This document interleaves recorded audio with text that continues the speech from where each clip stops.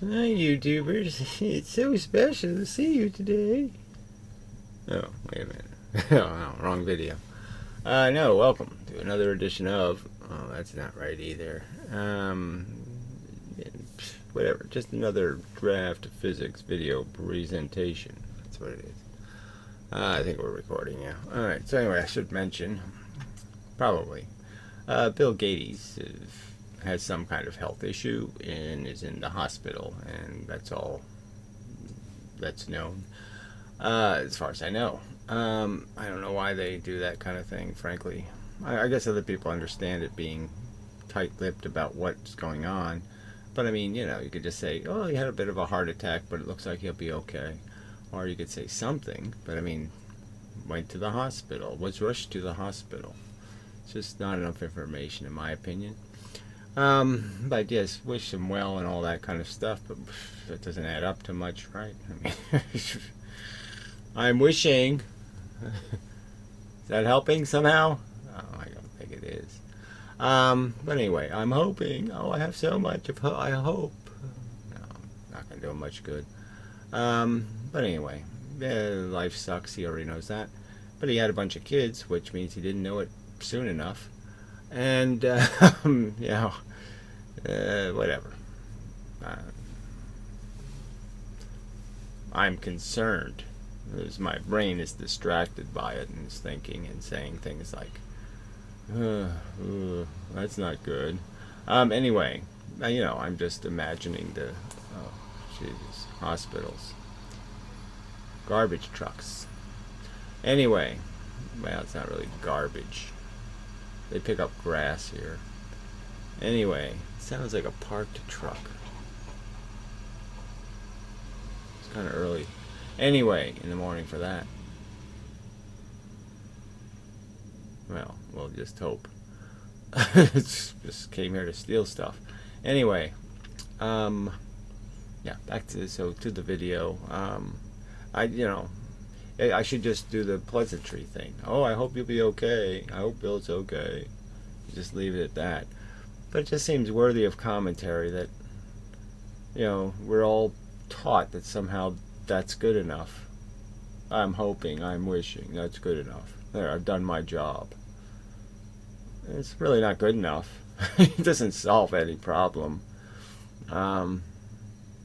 Just sucks. So anyway, that's all I can say is sucks. But we're all doomed, and we're all gonna have our 911 moments maybe. Eesh. How charming. Anyway, thank you for taking the time to answer my questions. Okay, I like questions. I really want to learn what you have to teach, so you really haven't learned much yet. You haven't learned I really hate this concept of that I'm here to teach. Really not doing that. I'm here to argue. And I'm arguing with a bunch of belligerently devoted fanatics who are, in my opinion, just being totally unreasonable in not recognizing a truth that I should be apparent even without me having a nice counter theory. It's like the God argument. You can defeat the God argument without even having evolution as a counter argument. Just some vague notion that, now it's something mechanical the Earth does. It makes these living things. But certainly with that, even the vague idea of it, even without Darwin's evidence, you certainly already had enough little pieces of evidence that certainly you can selectively breed. I mean, I know what they're going to sort of turn out like, the parents a little bit. So we already had a vague notion of that, and that certainly you could select tall and short, and you're not going to end up, you could figure that part out. So even with a vague notion of a counter theory of creation, it's just obviously a terribly flawed. So the conventional physics is incredibly flawed as a model. The parts don't match. I mean, you can't make a car out of this, in the sense that it has 2 round wheels on the front end, 2 square wheels on the back end, or something like that. bent space and virtual photons are incompatible mechanisms, really. They're never going to smash that crap into anything. And so one of them is a right answer and one of them is a wrong answer for what causes stuff to move, what causes effects at a distance. You know, so I mean, they should just admit their theory sucks. It's just a mess. You know, it has no logical continuity. It's broken, really broken. And so when a sensible, simple answer comes along, they should be saying, yeah, we should try to make that work, because at least that's a better starting point. Well, one kind of force, or at least one force mechanism, one matter mechanism, yeah. 2 + 2 + 2 is a lot better than the insane numbers they're attempting to add. And they're not even numbers, there's letters in the numbers, you know what I mean? I mean, it's like they're trying to add 47 plus J6S.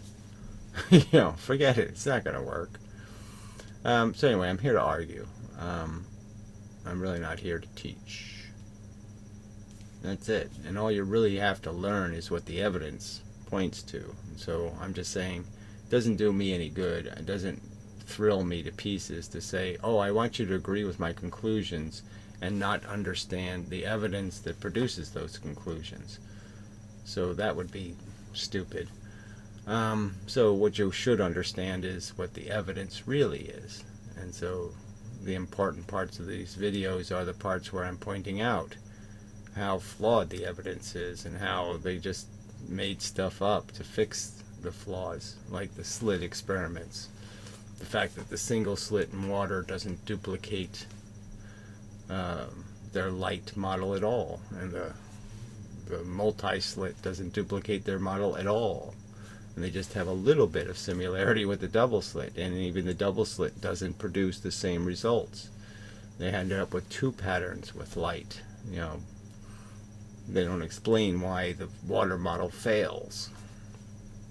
I mean, all that kind of stuff. The fact that interferometers aren't detailed in any way. There's no detailed explanation for where this interference takes place and how it takes place. Well, anyway, so yeah, I'm not here to teach. Take a pause, be a little noise.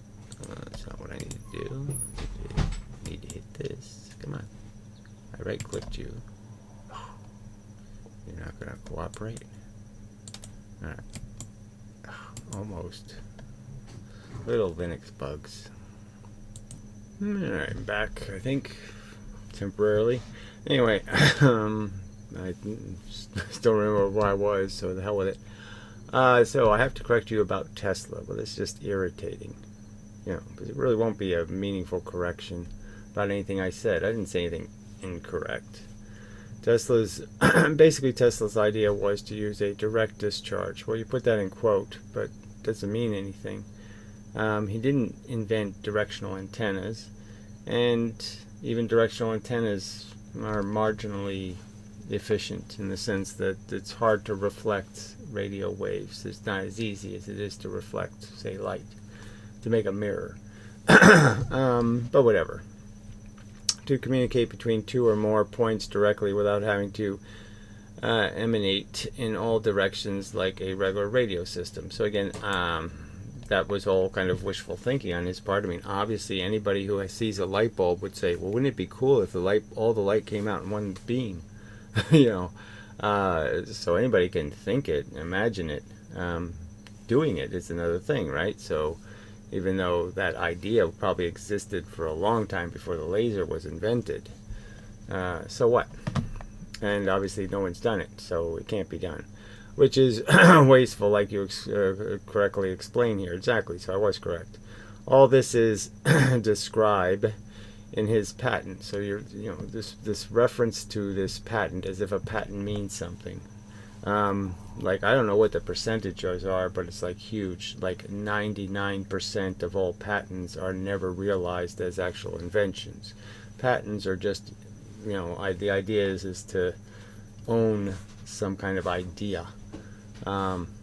not necessarily an idea that it has any capacity to be functional as a device.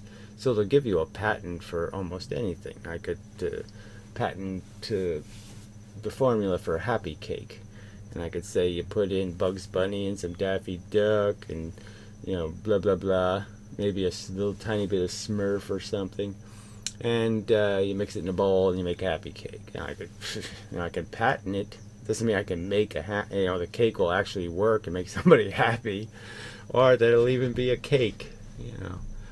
But I don't know how practical this system really is, because it needs extremely high voltages, over 5 million volts. Apparently he even got up to 50 million volts.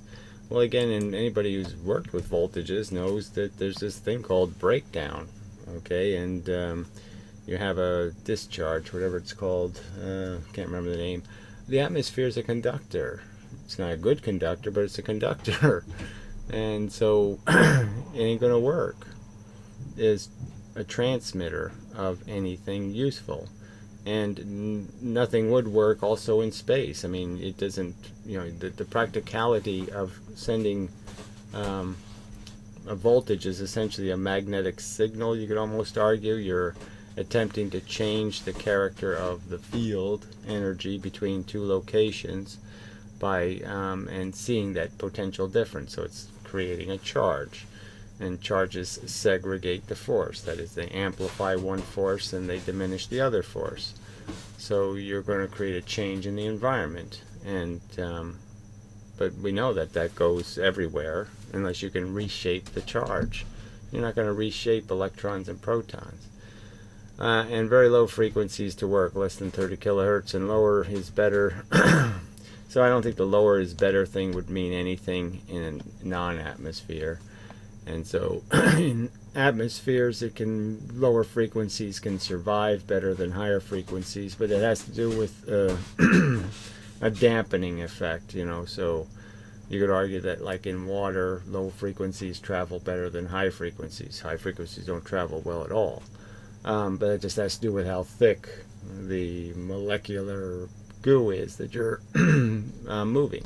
And you're essentially moving the atoms, which is a little different than electricity.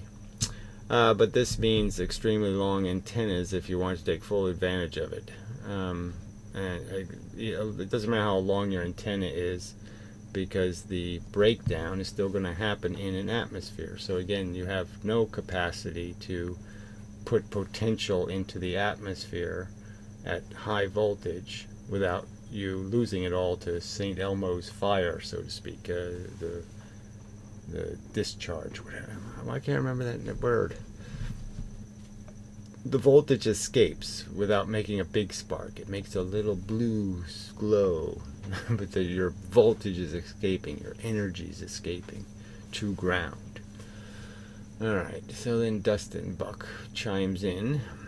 Electricity as it propagates is essentially like a light wave. There's no light wave. This is just, you're just doing this to offend me, right? Saying that kind of crap to my face when I've worked so hard to explain how wave is an emergent property. They're soldiers. Now you can have a wave of soldiers, but they're soldiers. You can have cannonballs. You can have a wave of cannonballs, but it's still silly to think of it that way. They're still cannonballs first. Discharge has to do with the work done by the charge. Well, again, the charge doesn't do any work. It means that you have to do work to move charges. If you contain a wave within a perimeter, like for example knowing exactly how far a target is, you can then encompass the radius of the distance, kind of like GPS. I don't think it's anything like GPS, and again, I think it doesn't even mean anything. Tesla's idea, so he says right there, Tesla's idea. No, what Tesla's idea is that he was thinking that the earth ground thing was like a battery, okay, and that somehow you could increase the potential of the ground and then tap it anywhere on the earth. So unlike a battery, you didn't have to go where the poles are, okay? The poles could be anywhere. I could cut this top of this battery off and put it in France, and somehow there wouldn't be any transmission losses between the poles. His idea was just wrong. He was thinking the Earth was something you could fill up with pressure and then just pull the pressure out anywhere you wanted to. Clearly not a correct understanding. Tesla's idea was to focus energy within a radius and then tune it to the resonant frequency of the object he wished to interact with. So again, this resonant, it's just tuning is the only word you need there. This resonant frequency thing, and again, I've already explained this, it just has to do with oscillating things. So resonance is when something's oscillating, you can add energy to that system. Now if you add it when it's oscillating against you, that'll be destructive. Okay, and you'll have less energy in your system, less vibration. If you add it while it's going forward, then you'll add energy to the system, and now the system will have more energy in it. So resonance just means you're adding the energy rather than losing the energy. So off resonance is losing the energy, on resonance means you're adding the energy. Of the object he wished to interact with. So again, it doesn't have anything to do with a resonant frequency any more than you say an oscillator for a transmitter or a receiver. You need the oscillator. Sets the frequency that you can constructively add to. And so only certain frequencies can constructively add to it. Only the frequencies that are the real frequency are the harmonics, the ones that happen at precise intervals that match the constructive thing, that don't have a destructive component. Tesla way of radio, I guess his patent didn't have to do with focusing a radio wave in any way. We obviously didn't invent, we have no knowledge that he invented directional antennas, so yes. He had to do with resonant frequency, and obviously that doesn't going to work anyway. That just has to do with what we already know, is that you tune your receiver to a frequency to eliminate receiving all the wrong signals. But again, it would have nothing to do, there's no way you could tune to the Tesla addition to the Earth thing. The potential, you could still steal it. I mean, it's just obvious that you could steal it by just tuning to, I mean, you could just go across your dial and figure out what station has a station on it, right? I mean, it'd be that easy to steal. Yes, it's a tuned system, like already stated. It uses the VLF band. Well, again, that's just a range of frequencies, so it's not an all, you don't need to make it a VLF band. I mean, just low frequency, you've already stated. But the thing is that it needs extremely high voltages to perform as Tesla intended. Well, again, the high voltages, again, I don't know why Tesla, maybe it's just because high voltages were easier to transmit through smaller copper wires and that kind of stuff. You know, it was more efficient at moving stuff a distance. But you can't change the kind of conductor the atmosphere is, and the energy you're transmitting is not exactly in the same form as, you know, a radio signal isn't using the atmosphere as a conductor. It's ignoring the atmosphere effectively.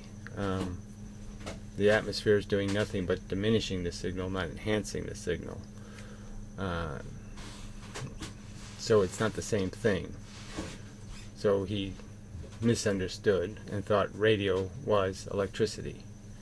And it's not, you know, like a lightning bolt. And it really isn't. The consequence of a lightning bolt is to create another signal. But the lightning bolt itself is not a radio signal. He explains that if you use lower voltages or higher frequencies, you'll just be radiating like any other radio system.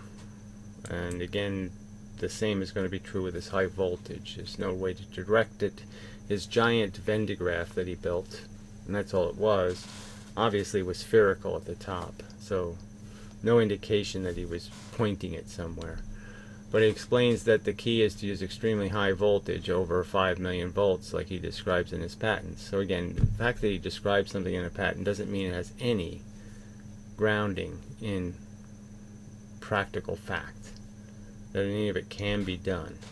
You can get patents for things that aren't possible. It's just fact. You can patent the impossible. In his way to get very high efficiencies according to his experiments.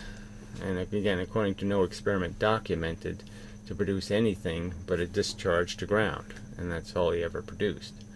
The vast majority of Tesla's experiments are with high voltages in the range of many millions of volts. And again, anybody who knows anything knows that many millions of volts will discharge through the atmosphere to the ground, either in a dramatic lightning bolt fashion or in the form of a subtle, slow discharge. He clearly states that his results will, I mean, you can't even do charge experiments unless you have low humidity, because the humidity makes the air more conductive, and you lose all your charge, you lose all your energy. It leaks out of everything. You put positive charge on something and it leaks to ground. He clearly states that his results will not be present at lower voltages. And again, there's no obvious difference. The only thing that changes with high voltage is the magnitude of your spark. He explicitly states that it's necessary for the combination of low frequencies plus megavolts for his system to work. All of this is in his patent. Again, more citation to as if it means something to have a patent. A patent is like an unpublished paper. A patent doesn't mean anything. It wasn't scrutinized by somebody who, could say that's impossible. Somebody doesn't waste their time saying that's impossible. All the patent clerk is doing is saying, does somebody else say they're going to make one of these happy cakes? And if somebody else is saying they're going to make a happy cake the same way, well, then he has the right to it, and I don't have a right to patent it. But I'm sure there's plenty of happy cake patents, that nobody ever made a happy cake. Yes, and my response was to direct charge aspect of your statement. Nothing about radio is direct. So again, he's just making the argument that obviously the Venn diagram that Tesla made is just going to radiate a bunch of energy, not just between point A and point B. It's going to radiate energy to point C and point D and point E and point F and point G, and none of those are going to receive it, and it's just going to go flying off into space, and it's a waste of the energy. So you can't just decide to say, see, Tesla's idea was like you could elevate ground. Like, say if I had a negative 5 volts here, I just had a little negative 5 volts, and then Tesla turns on his machine and he changes ground potential 1 degree positive. Okay, so now he's made ground 1 degree positive by putting 1,000,000 volts into it or something. So now it's 1 degree positive. That somehow my 5 volts now will be 6 volts because he's increased the potential to ground. It just doesn't work that way. You can't practically do that. It only works, theoretically, but you can't do it. And the energy would still have to travel from your source through the ground as another conductor. Ground is a conductor, air is a conductor. So you're fighting the fact that those conductors are going to consume potential differences. Alright. No, that's all there is. So enough, I think. I think I read all of it. Yes. He does this resonance thing again. Aspect of your state. Nothing about radio is direct. It is a radiation in radius. It's a change. Okay, so you gotta be careful when you even use the word radiation, right? Because some radiation just has to do with the fact that you're like a magnet. You're changing what it's reflecting. So the energy goes in and some other energy comes out. And this is, that's sort of different than, actually radiating stuff. I would argue that, yes, electricity into an antenna is going to radiate the electricity. So it's a conversion. So there are extra photons in the environment. The communication, so to speak, is nothing more than resonance. So again, just saying the word resonance doesn't mean anything. You have to dissect that word, and again, that's just saying you're just tuning to a frequency. So that doesn't have really, resonance isn't some special thing. It's just whether you constructively add to a system, by having the right phase of interaction, or you destructively interfere with the system by being out of phase with the system. It's not as, the word always seemed mystical to me. Oh, resonance. Until like, a year and a half ago, when I figured out that it just really has to do with the simple argument. You're kicking a soccer ball. The ball is rolling forward, and you kick it further forward. So you've added to its energy. Now if the ball is coming against me and I kick it, well, now there's been a subtraction, and there has to be some addition and change. So it's a destructive interaction, and the ball now will be going slower than it was going before, in a different direction. So it really, that's all resonance is. It's just saying, what's the frequency you need to add to the system rather than subtract from the system. And that frequency has to also have the right phase. Okay. But see, a circle, it's easy to add to, right? A spinning wheel, in a sense, because then it's just directional. So as long as you're shooting it in the right direction, so to speak, you win. Your phase isn't so important. You can add energy to its resonance, its resonant spin, to put it a different way. All right, let's see. So Dustin Buck, I'm learning a lot from watching you. Okay, I will work on my writing and communication skills. Thank you. That's okay. I guess he's foreign or something.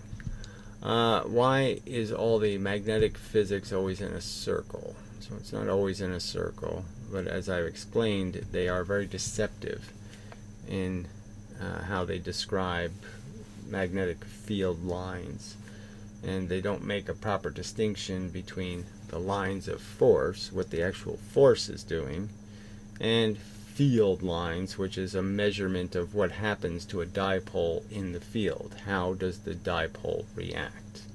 And those two things are different. What the force is doing and how something reacts to what the force is doing are two different things. And so there is no, when they put arrows on the little north end and have it go down to the south end, there's no real flow of anything between the two ends of the magnets. Both magnets are just reflecting force that hits them and readmitting it, you could say, or passing it. And they're doing it in such a way where a magnet takes the normal random energy of gravity and segregates it into electron force and proton force, the reflective force, and it's radiating it. But even without my theory, even without me explaining to you why magnets work and what they're segregating, it's still, even in Maxwell's own drawings of charge, you can see that it's a radial force. It's rays of force, straight line force emanating from a center of gravity, so to speak, of the charged object. That's the force. The field lines just have to do with how you measure how strong the force is in mixed fields. In mixed fields, that is, where you have more than one charge in the field. And obviously, the charges, each one will be affecting you in a different way and pushing you in a different way. And therefore, you'll have some net product. And the field lines are just showing you what the net product was.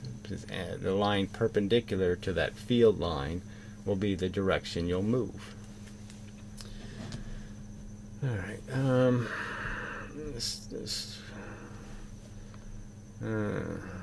Thank you. Okay.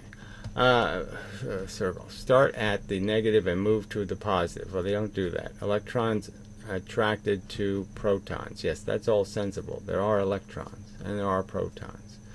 But then what about the Heisenberg uncertainty principle? So again, how would that affect any of this? Having any uncertainty about exactly where the ray is doesn't really change the fact that it's a ray and it's moving in a straight line. So, but clearly you aren't learning anything from me if you haven't learned that Heisenberg is made up. It's just a stupid notion. The clearly logical deduction is that these very small things are very hard to measure. We don't have any instruments that can measure them without interfering with them. We can't bounce photons off of a photon to see the photon.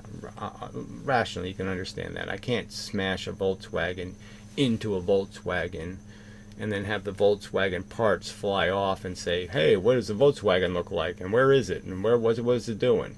I can't tell.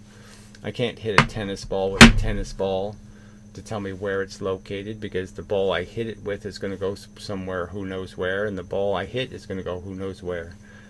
So I can't measure anything. And that's all this is. It's a measurement problem. All right. Pi electrons, okay. But then what about Heisenberg's? It has nothing to do with this. And it's again, Heisenberg is not a real principle. It's just stupid to assume there's anything else but a limitation on our ability to see, not a limitation on the ability of reality to be real. No, the real things have real positions and real velocities. We just can't measure them.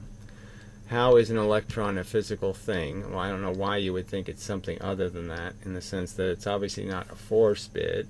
So it's the core of matter. Matter is made of electrons and protons. That's how you measure something's materiality. Its ability to create gravity is the very fact that it has these physical parts called electrons and protons. If we cannot pinpoint its location and speed at the same time, well, theoretically they're saying we can't pinpoint anything's speed at a particular time. The trees outside are really Heisenberging. They're really not where they are. Some kind of bullshit like that. So also, when you speak of quanta, what is that size? Well, I don't even speak of quanta that often. I speak of force bits. They're clearly smaller than electrons, so I would argue they're clearly moving the speed of light. The matter moves less than the speed of light. So all you really have to figure out is how much energy does a photon, for example, put into an electron in terms of changing its momentum. But then you have to figure out how much photon hit it, like how many bits were in the photon, the volume of a quanta or a photon of light. But clearly it's calculable. Doesn't really matter, I don't think, for the purpose of this conversation, but I could say an electron is 1,000 times bigger than a quanta. There, I gave you a number. Who knows? It could be 1,000,000 or it could be 10. But I'm just saying that it obviously is a strict relationship. A bit of force always causes a bit of change in the momentum of an electron. Always the same. And that's all you really need to know. Really. Realistically. Another new comment 45 minutes ago. I don't think it was that long ago, but whatever. What do you think about philosophy and our metaphysics? So I wonder if he's going to listen for the reply. Anyway, I've already gone through this before. There's only logic in the science, in a sense, right? You see the evidence. You do different experiments. You say this, you throw this, you do different experiments, and you draw conclusions based on what you see. And the argument can be made is that you have this thing called your evidence, and you have some kind of horse pulling it, or I don't know. You just don't want to do this thing where you jump your evidence, where you start taking just because it looks a little bit like, or it seems like. You got to know that, we got to be careful about that whole thing because coincidences happen and you can be fooled, and it sucks being fooled. So you got to be a little bit careful about drawing conclusions, but it's basically like a trial. You're just trying to deduce what happened. You're just saying what happened, what is. And that's all philosophy is doing. You're just compiling the facts. We have a whole bunch of facts. I mean, evolution, evidence, this, and this. Well, and we're going to say, well, what's the reasonable conclusion? There's a God who sat around forever, and then one day it occurred to him through his free will, whatever that would be, whatever the free thing would be, to make human beings or something. Well, that doesn't sound very rational. I mean, you sit around forever first. I mean, wouldn't you think of everything by then? I mean, if there's infinity, it means there's infinity and forward and there's infinity backward. Well, if you're an infinite character, well, then you've already done infinity, right? I mean, you've already had an infinite amount of time to think about it. Well, what was so special about that moment in the infinity where you got the notion to make human beings, right? That doesn't make any sense.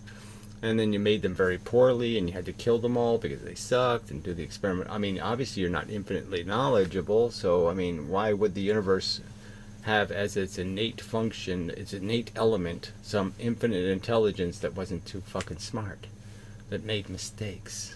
Mistakes shouldn't be really possible.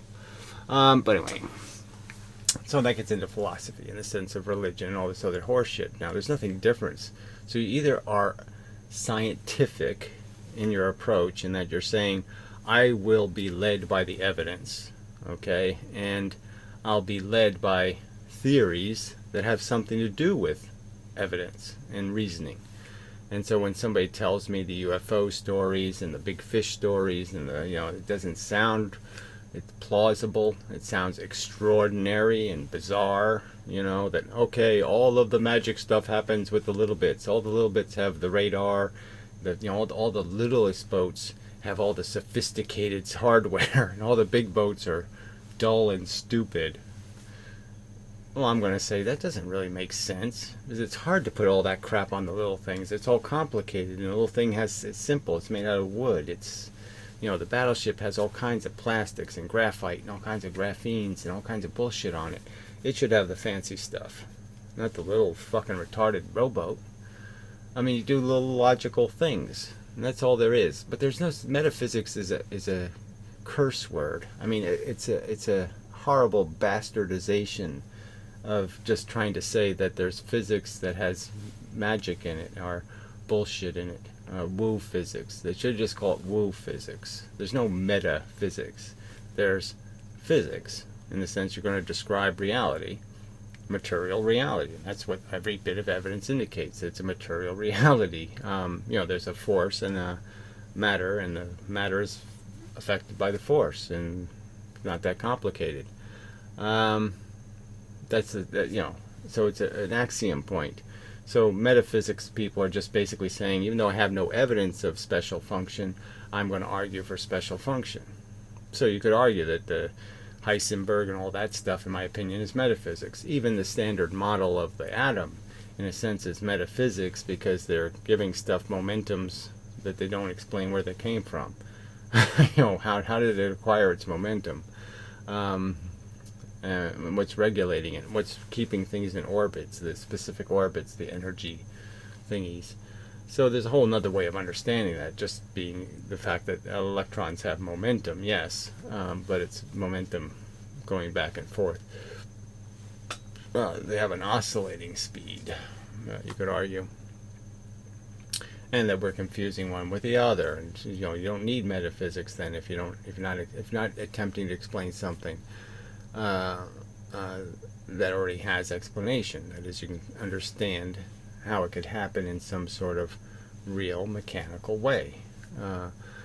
So again, I guess I can't argue that it's illegal to do any science where you make assumptions about the existence of wooey stuff, but I'm just saying I think a rational argument can be made that those are just fairy stories, that those are like somebody saying, I saw Sasquatch.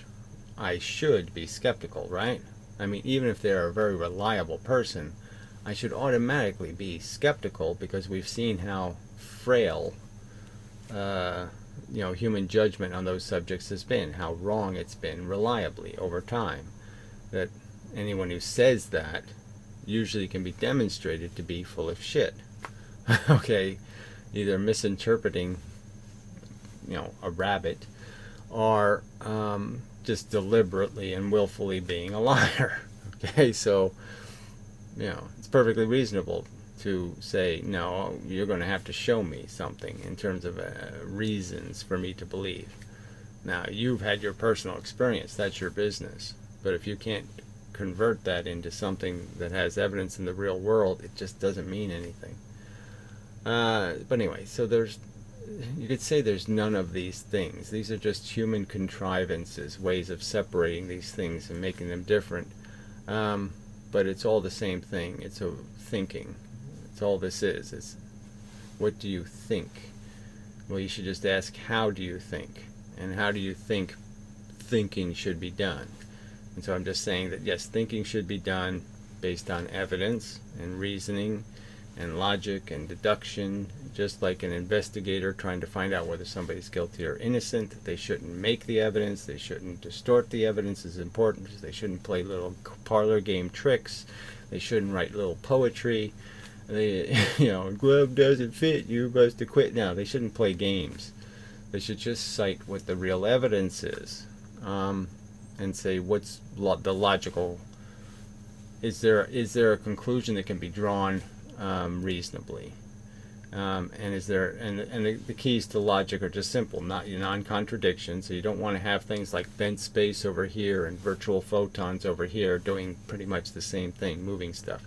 You're already getting into trouble, and so you want to avoid contradictions in your description of the function of something.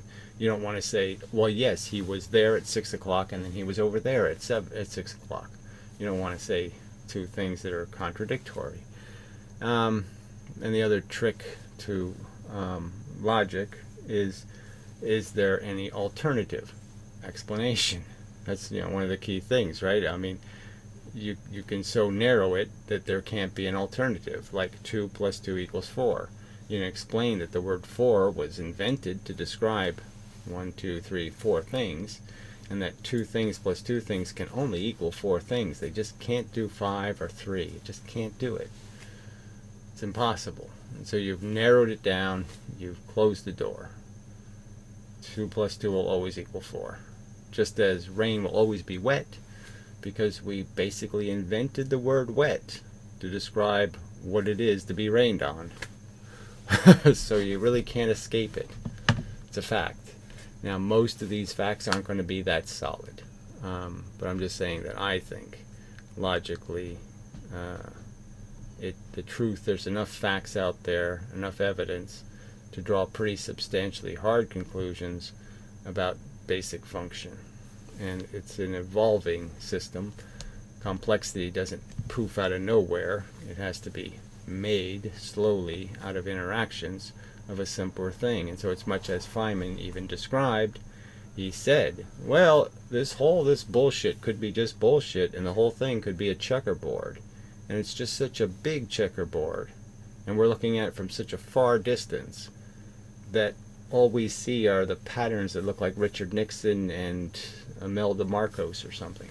We're just seeing, an emergent property that comes out of that simple system, that can be created by that simple system of just a few rules. Very simple rules, very simple function. And that's what I'm basically telling you, is I'm showing you that, yeah, it is a checkerboard. There's just two forces, and there's just two kinds of, player, the electron and the proton. The two forces are the one that reflects off of the electrons, and there's two rules of interaction. You can jump or you can move forward. And that's it. It really is that simple. So anyway. Alright, so maybe we'll do some electron-proton stuff. Electron stuff. Just to, maybe I'll draw some, sort of was on the subject before, so just the difference between, there's these subtle differences between sending radio waves through an atmosphere and no atmosphere, sending light through a piece of glass, and sending electricity through conductors. I mean, they're all related things, but there's important subtle differences. So maybe I just explain some of the differences, or something like that. But we'll see. Maybe I won't feel like it. Yeah, then this will be the end of the video. I don't know why that isn't working better than that. Alright, I'm back, mostly. So, let's just do the electron thing, so you understand motion of the electron anyway. So, as pointed out, it's the electron is like a boat, okay, and the field energy is just in the form of what we could call rowers. And so there's just a bunch of these rowers going both ways. So for every rower going this way in the most empty of space, there would be another rower coming the other way in the same proportion. That is, there's, at any minute, 1 minute when you flip, there's either a rower hitting you this way or a rower hitting you that way, and so it ends up heads, tails, and in the end you'll have just as many forward hits as backward hits. Now the other catch to it is that the boat has its own catch. That is, there's seats in the boat, and a certain number of rowers fits in the diameter of the boat. Now unfortunately I have to make one of these arrows into another arrow so to get to the odd number, because that's the catch of the electron. So you can understand that at any one time this electron has to be going, because there'll either be 3 pieces going forward and 2 pieces going this way, or 1 piece going this way and 5 going this way, you know. I mean 4, sorry. Do your math correctly. So at any one time it's going this way, or it's going that way, or it's going up and it's going down, or it's going into the board or out of the board. In the 3 dimensions it's always moving in one of the sub-dimensions, one of the 6 sub-dimensions. So in 3 of the 6 sub-dimensions you could say it's always moving in those directions. But anyway, so in a sense, if this force was equal on both sides, you could understand, and this electron had a no momentum, or its lowest form of momentum. So momentum, that can't equal 0, but it equals less than 1, right? So momentum is less than 1. Okay. Then it would just be going, as this force hits it, its bias would change from 3 to 2 to 2 to 3, and then it would go, this one would hit and it would go 3 to 2 the other way. So the electron essentially would just be sitting in a position where it's just bouncing back and forth at the rate of the density of the force. So it's just vibrating however fast force bits hit. And what we're doing when we change something is we're adding another extra bit of force from one side. So we're changing the heads and tails thing, and so there's one little extra bit going in this direction, which means the electron will move a little bit more in that direction, and it's going to basically change its neutral position here. It will change to a position here. Now if I keep adding this, right, then I'm just going to keep changing its position, and it's going to keep moving in that direction over time. But the idea would be is I can change this momentum by changing this frequency. You know, a high frequency means lots of arrows hitting it. Then this frequency will be higher than the density of these hitting arrows from the forward position.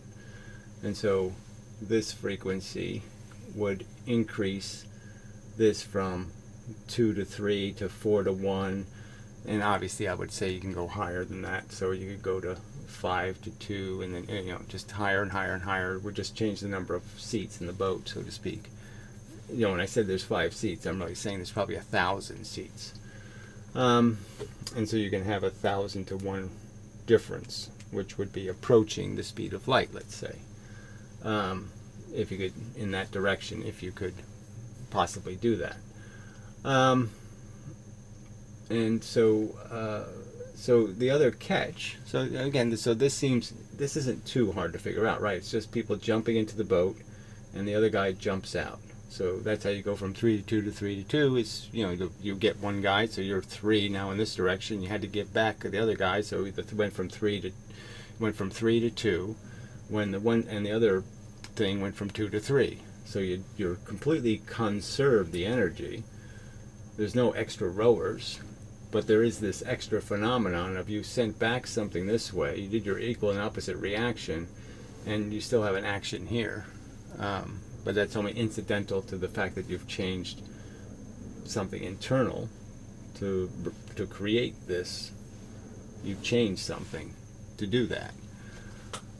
And so, so the subtle thing is that as you give this, you know, like say, you know, 99 to 1. Let's say there was 100 of them. Now I've piled in a whole bunch of extra frequency, given the electron a bunch of extra momentum. Now it's moving into this force now. So now it's moving into this field of energy, and so it's going to hit more stuff now. as a fact in a certain given moment of an amount of time. It's going to be moving into the force, so it's going to get to the force before it gets to it. It's going to get there before it would have hit it. So instead of this being here, this is going to be here. Now it's going to hit this force. So it's going to move into the force, which means it's going to get hit by more stuff coming forward than from behind. So the head-tails thing is changing again with the movement. And there's a certain rate at which now it'll change to, because it's running into the force, it's going to start going 98, 2, and then it's going to go, let's see, I'm using 100 and I should use 101, but anyway, you get the idea, I think. It just matters in whether you say there's an odd number of seats or an even number of seats. I would argue that protons have an even number of seats. That's why they pretty much stay where they can stay where they are, where electrons wobble. But anyway, and then you go 97 to 3, so it decelerates. And as it's decelerating, it's going to produce a frequency based on how fast it was going into what kind of field. Now this field could have extra arrows in it too, and so that could complicate it because there's some energy between two objects, like there's another electron here. So this field ends up being denser because there's all this reflecting going on. So this field, as this moves closer to this thing, this field gets denser and denser with the reflections. So the more reflections you have, the blacker it looks in here, so to speak, and that would represent pressure. And so each one of that would mean that this would tick down even quicker based on those reflections. So that's the basic rower analogy. And so this is the part that gets complicated, because this momentum will convert the momentum of this electron, once I get it up to speed by giving a bias of force, and now it's going to decelerate. Well, as it decelerates, this frequency is going to be tied to this momentum, and you have to factor in the density of the field it's moving into. So the field is going to diminish this momentum at a certain rate based on what's in the field, and that's going to decide the frequency of this photon. And it's only a photon when there's enough of these little bits. If there's not enough of these little bits, it's just a piece of energy moving this way, which is just essentially a piece of gravity. So that should be understandable. So it does get a little complicated, because you have to understand that this is happening in all three dimensions at the same time. There's this other factor of deceleration. So every acceleration through a field of force means you're going to decelerate. So if this force stops, if you stop doing this, you're sending an extra amount of energy in, and you turn off that energy, then all this can do is decelerate. And it will. It won't just keep going. Electrons and protons are affected by drag. So drag, which is used to debunk particle theories, is actually a real phenomenon in physics. It's observed. We observe electrons doing exactly this. We can't make an electron gun, a true electron gun. As soon as you turn the voltage off, the electrons stop moving. They decelerate.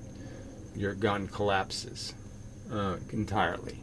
And you can really see this in experiments where they put electrons through the creation of a magnetic field. They shoot electrons in a circular path. So by creating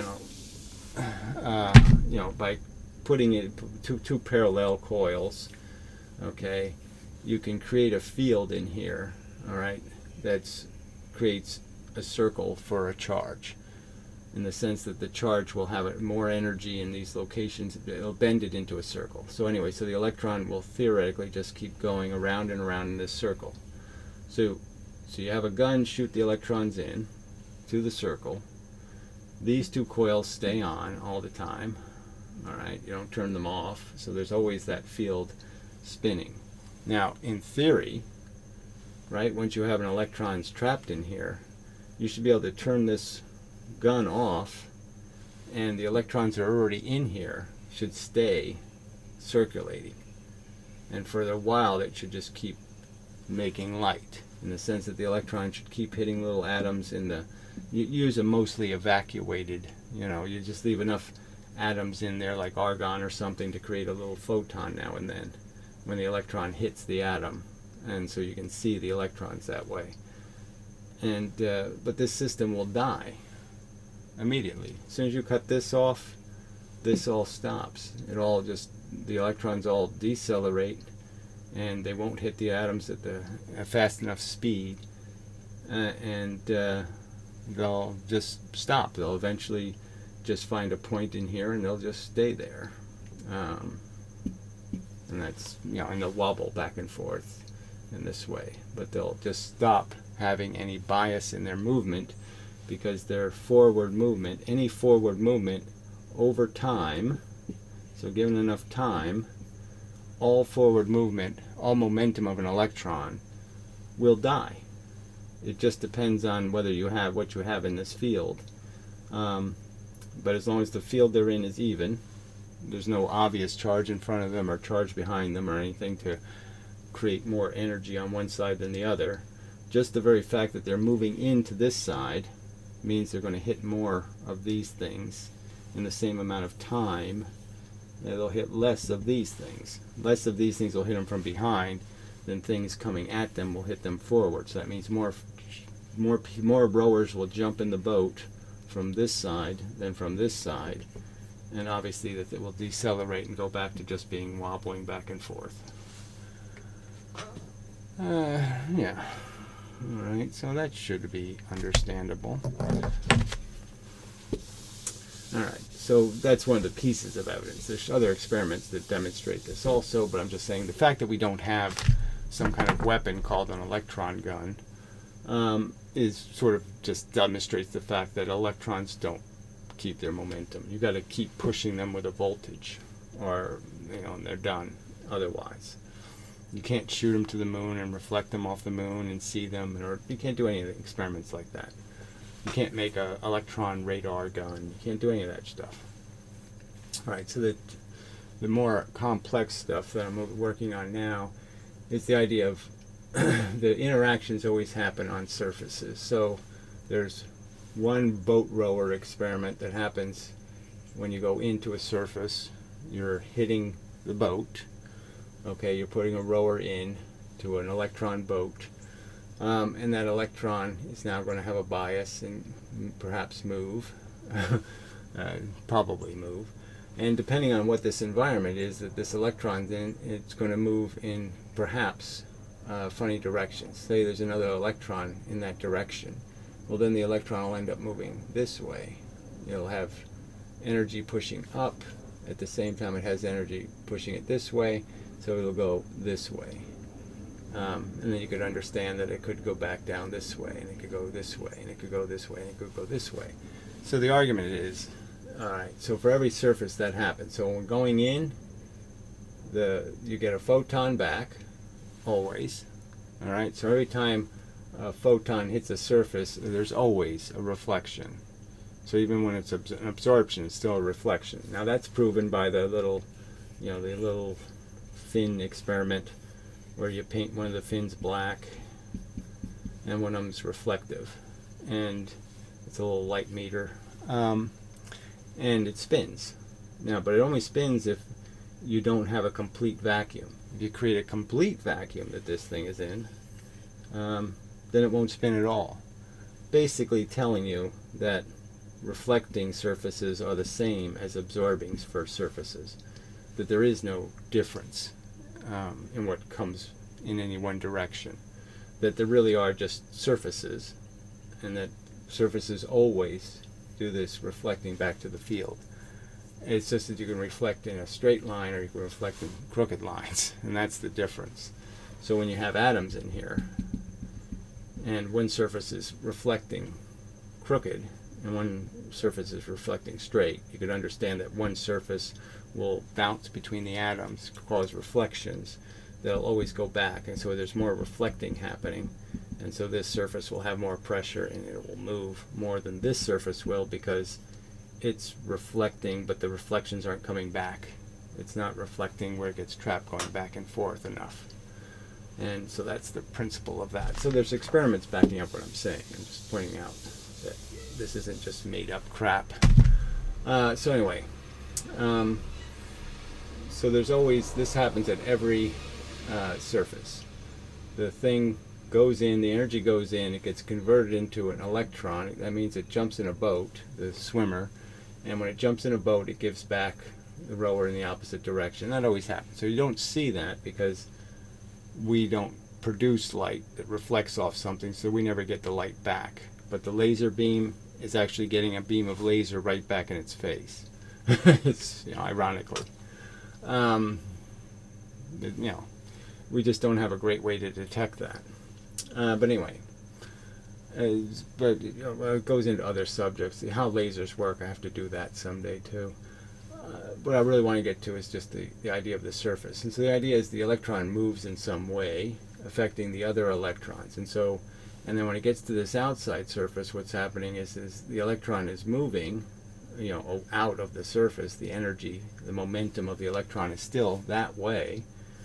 And, that is on a transmitting surface. An absorption surface means the electron ends up moving in all kinds of directions in the substance and just creates heat, but I don't want to get into that. I'm just saying it eventually leaves the surface. The point is that there's a equilibrium, a temperature equilibrium reached with all objects. So even if I have a black object and I'm pumping heat at it, pumping light, there's a point where it gets to a certain temperature where I've gotten all the energy it can hold is in it, and now it will expel as much energy as I'm pumping in. So it doesn't matter, I can increase the amount and that'll increase the amount of heat, but it'll still reach thermal equilibrium.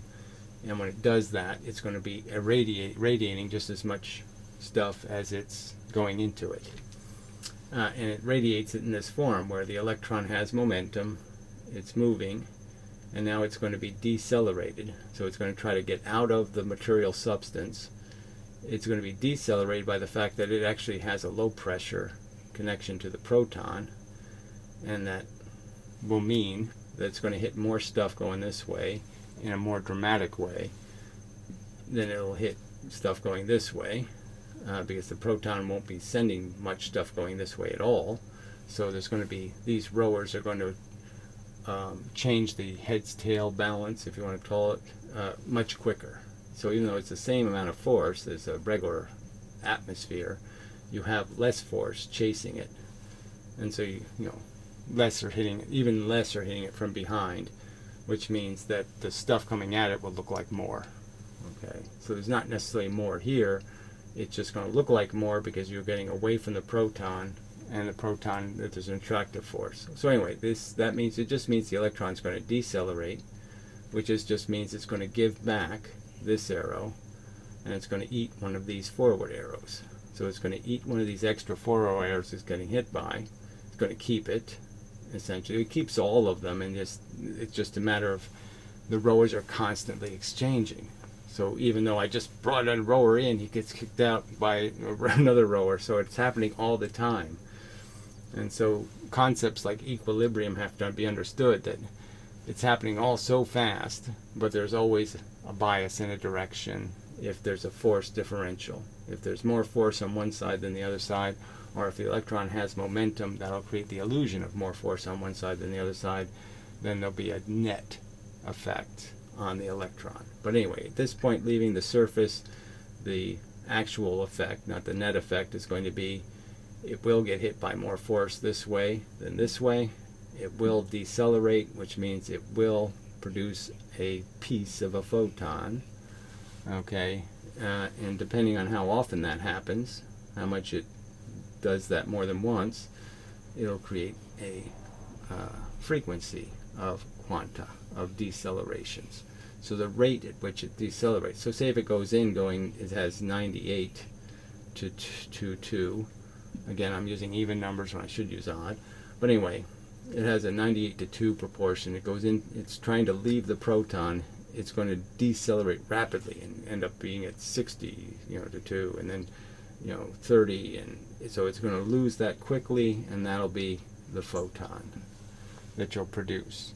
So the momentum it's leaving at is directly related to what rate you'll decelerate. And there would be a tendency, I think, logically, to understand that it ends up being somewhat variable in the sense that the rate will slow down as you slow down.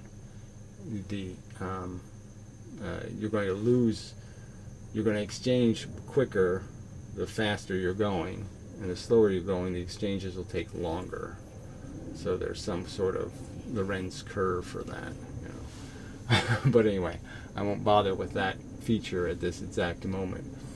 So the thing to understand, so I'm just pointing out that there's always an in event and there's an out event. And especially when we're talking about when things are at thermal equilibrium. Obviously, when you're charging a battery, it's different than when the battery has charge. And all these systems are very quickly charged. So I'm just saying you have to still understand there's an in event and an out event. And obviously you count the movement inside the object, the heat in it. But you have to understand that heat, so the heat just means you had more in events and no out event. But once you reach equilibrium, then you have just as many out events. So those are two, that's like the difference between acceleration and velocity. Acceleration is being heated up, and velocity is your thermal equilibrium state. You could think of it that way. All right, so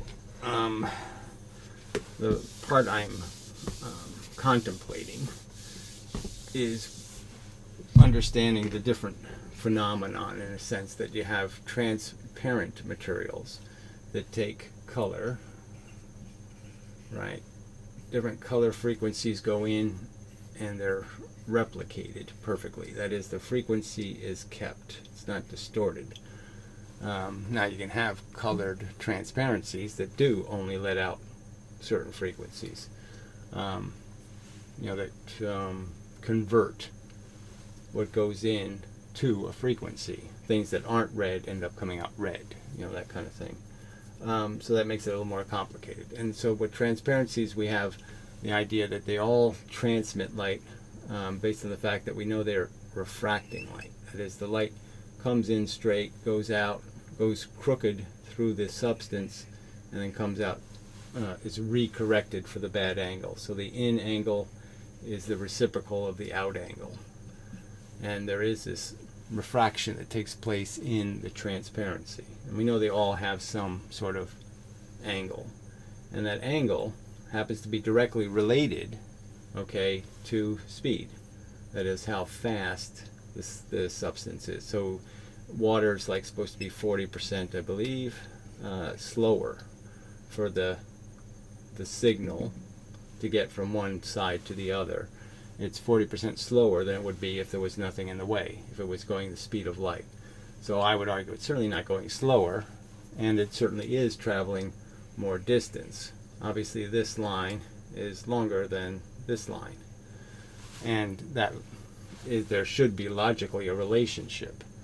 Now you could argue that this line isn't 40%, so there's still something else slowing it down. And I would argue that something else is that this line is also not a straight line. The transmission doesn't take a straight path through that, even on that crooked line.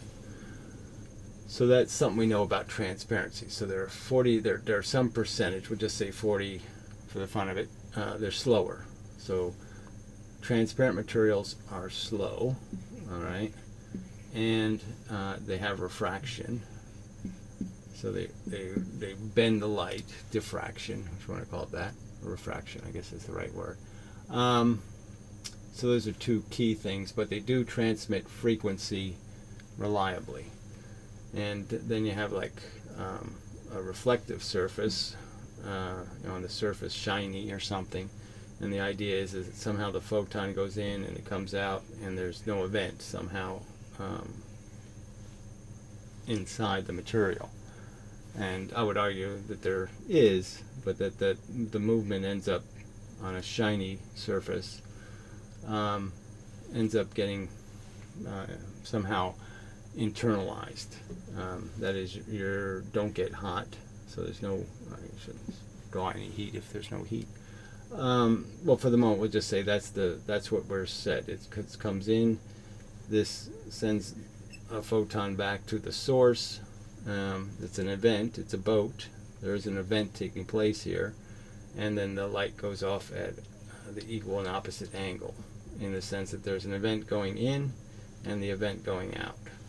So they're both still a two-surface event. It's just that somehow this surface has become the surface where both events take place. It goes in here and then it U-turns and comes out.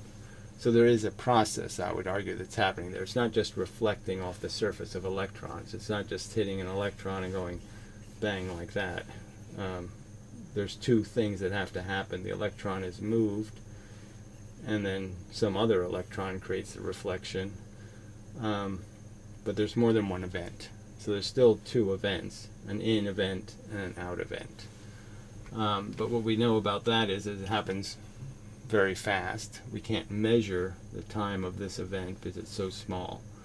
So that's a limitation on proving it. But anyway, so the other thing that happens is the energy goes in. You have this heat thing created. So, and then once the heat is in there, you have thermal equilibrium, and somehow the energy that goes in will come out this surface, or it can come out this surface, or it can come out in any direction. So you lose the direction in the heat. You not necessarily, you'll put in ultraviolet light and you'll get back out infrared light, so you'll lose frequency. You know, the frequency won't be consistent, so the energy in isn't going to be the energy necessarily out at all. So it's not going to be doing this transparency thing. So it's got to be a different relationship between the boats. So, in summation, another point I just point out here is that we know that all these interactions basically mean that you have in the substance the electrons. The event happens, a rower comes back, the electron now has a momentum. Now it can have a connection to another electron in the sense that they're reflecting energy back and forth, or pressure. And so what the electron could do is it gets one momentum this way, which brings it one little bit closer to that electron, which means these reflections happen even faster, which means this electron moves in this direction. And when it moves in this direction, that releases the pressure on this other electron. But these are all going to be photon events. These are all boat, swimmers jumping in the boats, back and forth, back and forth, back and forth. And now you have to think about it in terms of a net effect. And the net effect is going to be that this electron was moving, it went back to its position, and this electron now is moving this way. And then it will go back to its position and move the next electron. And so in this way, you can convey one rower. One rower jumped in this boat, then this boat got one more rower, then this boat got one more rower, and so in that sense you can understand how a frequency can be kept just by moving the electrons one rower at a time.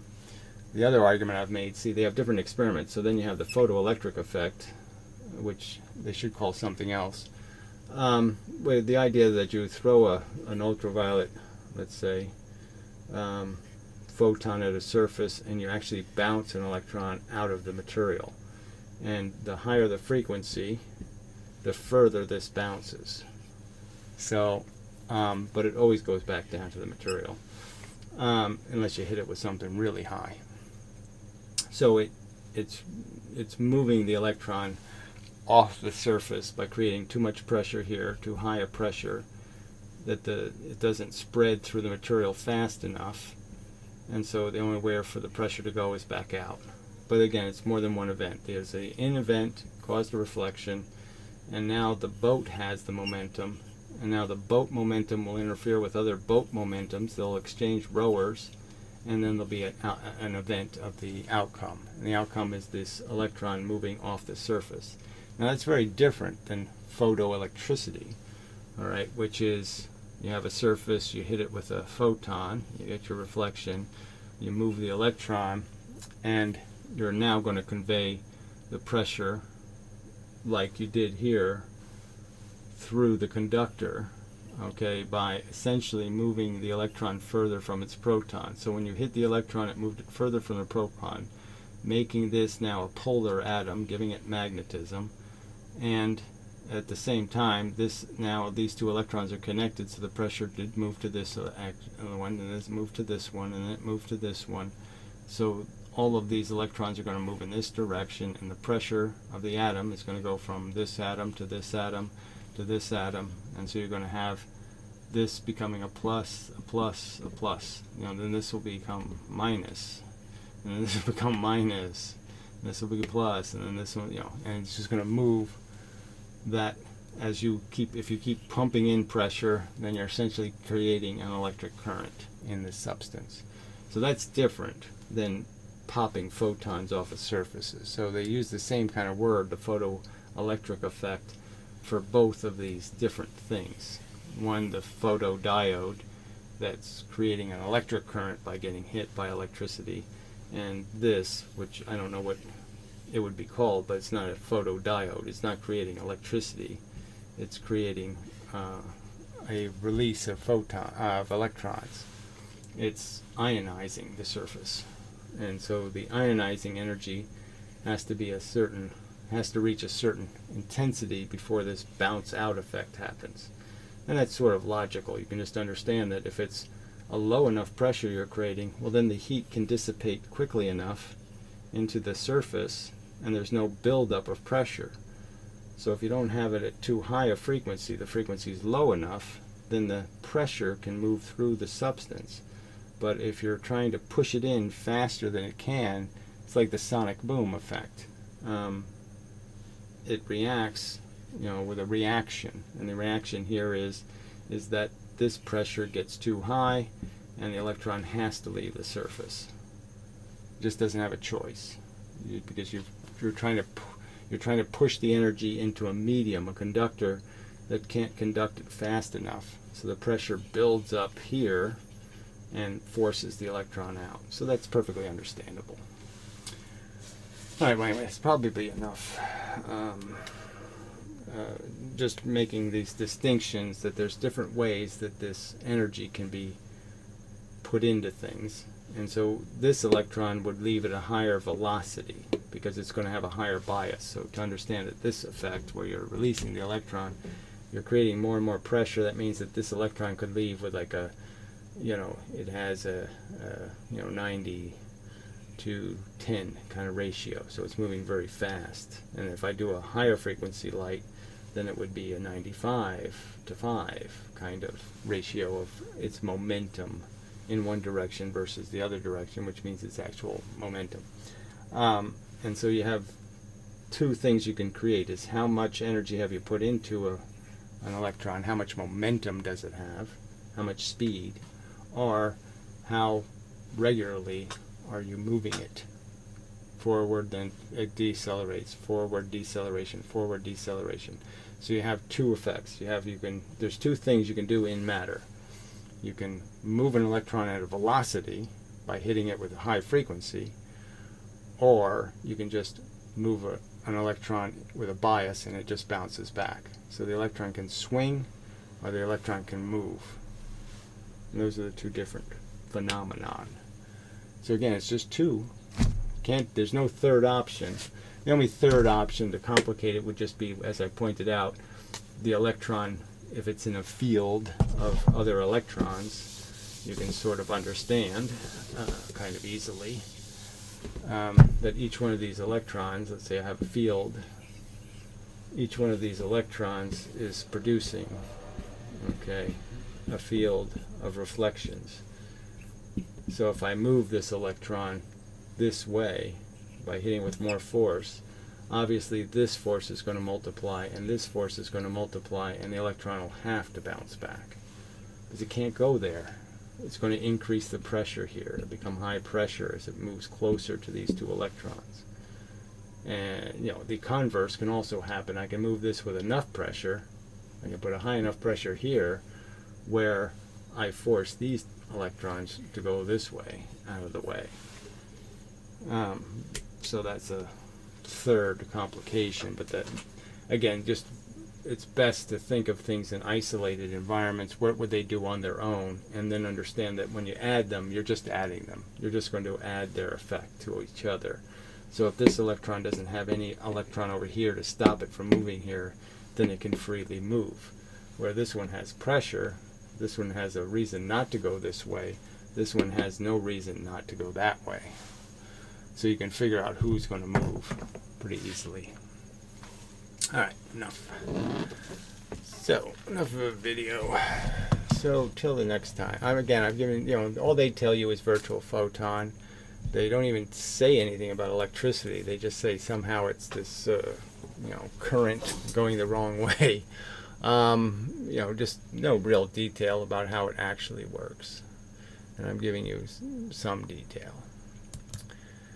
So anyway, a lot more. Not complete yet, but I mean it's getting close. Yeah, it's getting really close to making hard statements about what actually happens in each circumstance of a transparency versus a reflective surface versus an absorptive surface. Very close. So anyway, until next time.